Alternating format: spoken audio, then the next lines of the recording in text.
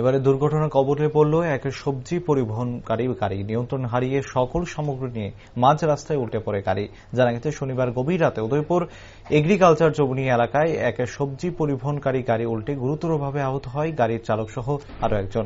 ঘটনাস্থলে পৌঁছে স্থানীয়রা আহত দুজনকে উদ্ধার করে নিকটবর্তী হাসপাতালে নিয়ে যায়। আহত দুজনেই বর্তমানে চিকিৎসা চলছে গোমতী জেলা হাসপাতালে। অন্যদিকে স্থানীয়দের অভিমত, দ্রুত গতিতে থাকার ফলে নিয়ন্ত্রণ হারিয়ে এই দুর্ঘটনাটি সংঘটিত হয়েছে। জানা গেছে এই দুর্ঘটনায় প্রায় ৩ লক্ষ টাকার সামগ্রী ক্ষতিগ্রস্ত হয়েছে।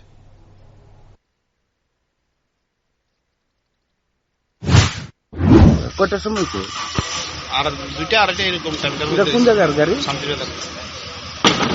কেউ কোনো গতি মতো ছিল না, এমনি কোনো গতি ছিল না, ব্যথাটা হয়েছে আর কি। কয়জন? ড্রাইভার আর স্টেশন দুজন আছে। আর ইয়ানো কত টাকার মাল নষ্ট হয়েছে? 3.5 লাখ টাকা।